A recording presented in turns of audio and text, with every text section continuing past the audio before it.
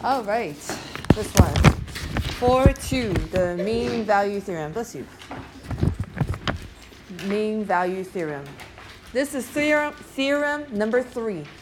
So there's going to be 5 big ones that we need to memorize this year. This is number 3. The first one we learned was intermediate value theorem. That was in chapter 2. The second one is extreme value theorem, which was last section. And then this is the third one, which is the mean value theorem. Every theorem that we do, at least these 3, that are basically used to say, can you do this or not?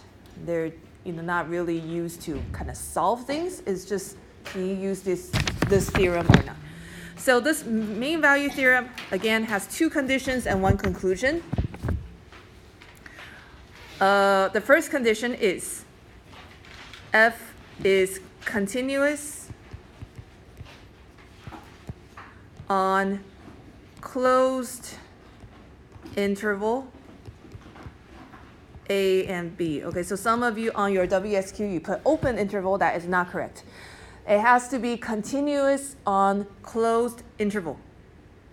So kind of like what I said on yesterday, I think. You always ask yourself, what's the condition? Is it continuous? Is it closed or open interval? Second condition, f is differentiable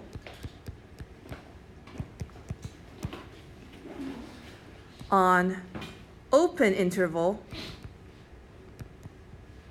A and B. Continuity is on a closed interval. Differentiability is on open interval. Conclusion. So if those 2 things are satisfied, then there's a conclusion. The conclusion is there is at least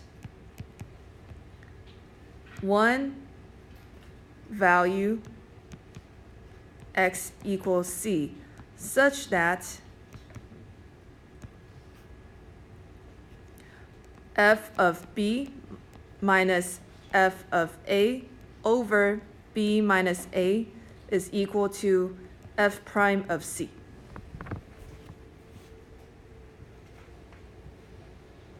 A lot of you wrote it very nicely in the WSQ. The a rock of the interval is equal to the I rock at a point.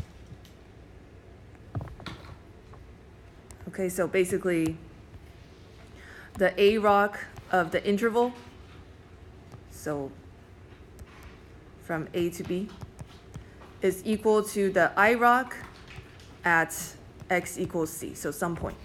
Okay, and I'm going to show you that it does work. This mean value theorem does work.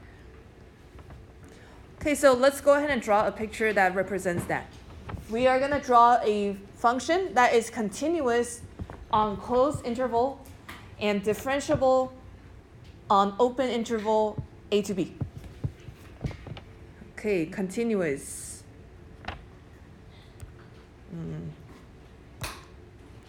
Can I draw the, okay, so continuous graph, A to B. Let's say this is A, this is B. A to B. That's continuous, right? Condition 2 has to be differentiable from A, open interval A to B. Is it differentiable? Yeah. Between A to B? No. It is not differentiable. Why not? Not everywhere. Oh, is it the 2 A rocks from left to right are equal to? No. Okay, from A to B, huh? It's not smooth. You see there's that kink there? That makes it not smooth. That means that is not differentiable, even though it's continuous. Yes? Okay, so we cannot draw the graph like that if we're going to use mean value theorem. It has to be a smooth curve and continuous. So mean value theorem says, if you have a continuous function from A to B, including A to B, and from A to B it's differentiable, then there must be at least one value inside A to B so that the A rock of AB is equal to the derivative of C. Okay, what does that mean? The A rock of AB A rock AB is the slope of this one. The slope from A to B. There is at least one point in here that has the same slope. Okay? You can see that right here, it has the same slope. Right here, it has the same slope, right? Yes? So that's the mean value theorem. It says if you have a continuous interval from A to B, and then it's differentiable from A to B, then the slope from A to B has to happen somewhere again on the derivative of a number somewhere in there. The A rock of the endpoints has to equal the I rock at a point. Okay, let's go ahead and solve some questions. Let f of x equal this function from -1 to 4. Find all numbers C that satisfy the MVT, the mean value theorem. In order to use mean value theorem, there are two conditions. What's the first condition? Should be continuous. Has to be continuous. Is this continuous on that interval? Yes, good. And continuous on what kind of interval? Closed. Is it closed? Yeah. Yes, good. What's the second condition? Differentiable on open interval. Good. Is it differentiable on that open interval? Yes. Right. You can take derivative, and then it's you have a derivative everywhere. Derivative of polynomial is always differentiable. Okay, so mean value theorem is satisfied. Let's find the number C that works. Okay, so mean value theorem says if the two conditions are satisfied, then f of b minus f of a over b minus a, the A rock, is equal to the derivative at some point. Okay, A to B, that is -1 to 4. So f of 4 minus f of 1 over 4 minus 1 is equal to the derivative at some number C. What is the derivative? -1. Oh, sorry, -1, yeah.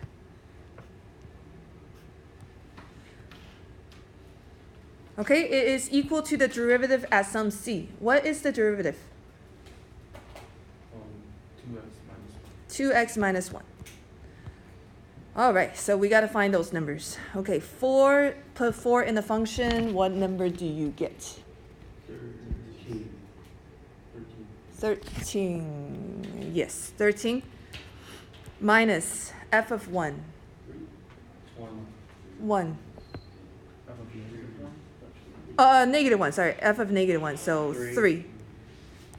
And then over 5. Equals to the derivative.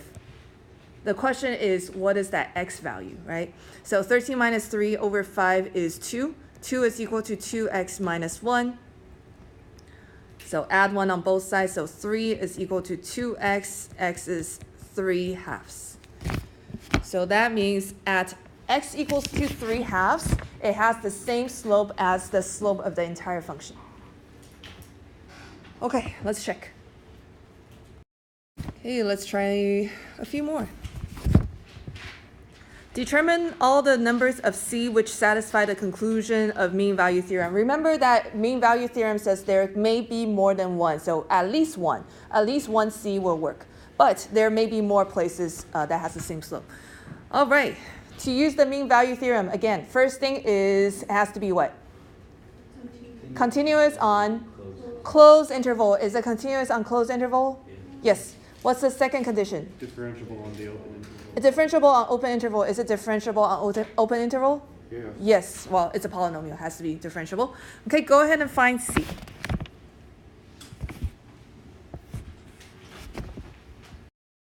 All right. So this is h of 5 minus h of 2 over 5 minus 2, which is equal to h prime of C, whatever that C is. So you got to kind of go through the whole thing to find the answer. This one is not that nice. It is not factorable once you get to the point where you have to find C. So you have to use quadratic formula. Okay, the answer So there are 2 points that satisfies this mean value theorem. Is 2 plus minus square root 79 over 3, which is also equal to negative 2.296 and 3.629. Nice. All right. Okay, let's go on to a interesting question. All right, let's look at this question. Suppose that f of 0 is equal to negative 3, and f prime, so derivative of f, is less than or equal to 5 for all values of x. What is the largest possible value for f of 2?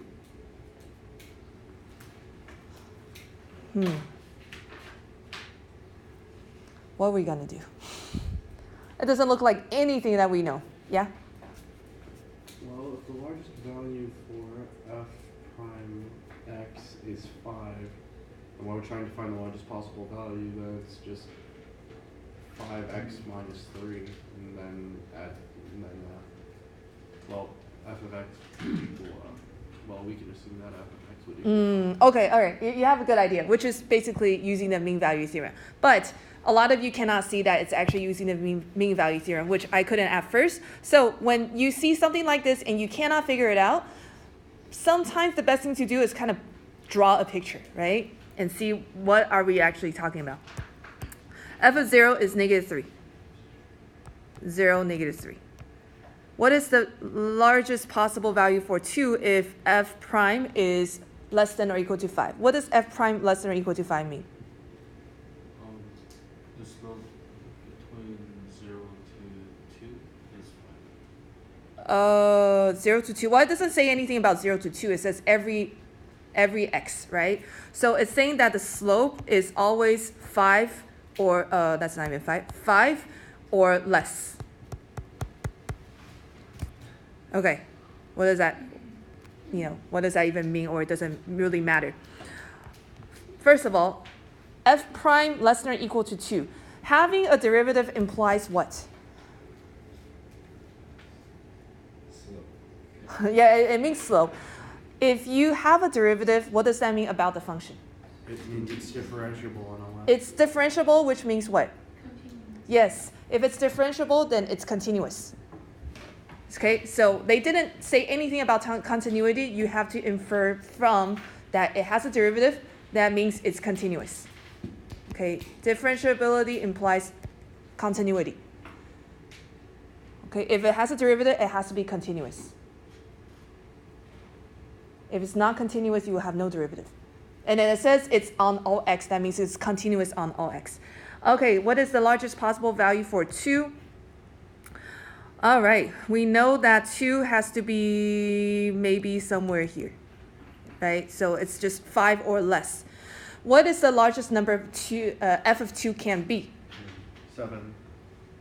Yes, it is 7. But how do you know? It has to be up there, right? You want f of 2 as high as possible. What is the highest number it can be? Is when the slope is 5. Anything lower than 5, f of 2 has to be down here, which is a low number. Yeah? Okay, so it makes sense, but the thing is, how do you actually solve this fast? So kind of just remember this kind of problem is a mean value theorem problem. So f of 2 minus f of 0 over 2 minus 0 has to be the largest number possible, which is 5, the slope. Okay, so f of 2 we don't know. F of 0 is negative 3, so plus 3, over 2, which is 5. Okay, so f of 2 plus 3 is 10, so f of 2 has to be 7.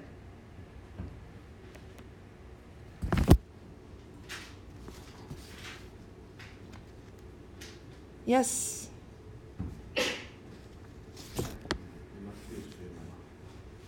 Must be a straight line. Well, yeah, because it's a slope. Slope is always linear for a linear function. Okay, now that you know how to solve this kind of problem, go ahead and try this one.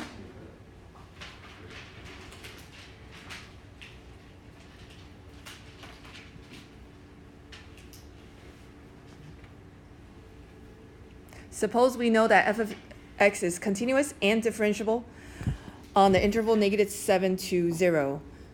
That f of -7 is -3, f prime of x is less than or equal to 2. What is the largest possible value of f of 0? All right, f of 0 minus f of -7 over 0 plus 7 is equal to the derivative, which is less than or equal to 2. So f of 0 plus 3 over 7 is less than or equal to 2. F of 0 plus 3 is less than or equal to 14. F of 0 is less than or equal to 11, so that means f of 0 can be 11, which is the largest number possible.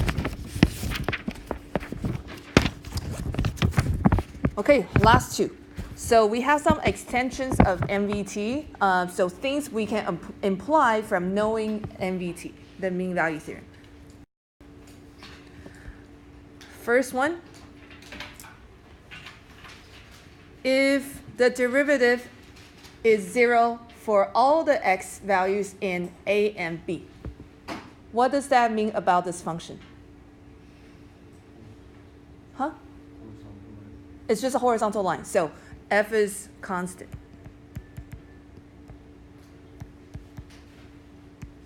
On a to b.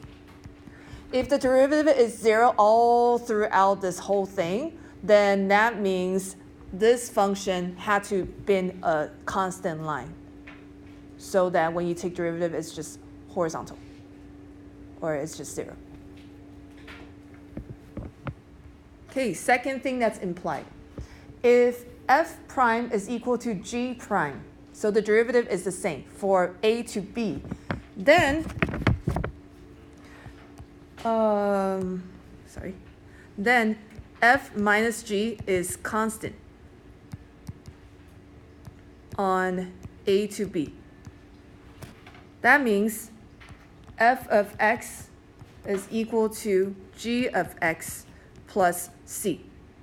C is constant. Okay, so if you take the derivative and the derivative is the same, that means the two functions are pretty much exactly the same. So one function looks like this, the other function just looks exactly the same because they have the exact same derivative. But maybe f is just a little higher than g by a constant c or below or something. But they basically look exactly the same except they're offset by some vertical translation. Yeah. Zoom out this way. The other side. Oh, sorry. We need to see the left side. Oh, okay. Okay, so if you have two functions, the derivative is exactly the same, then either they're exactly the same or they're just offset by some constant.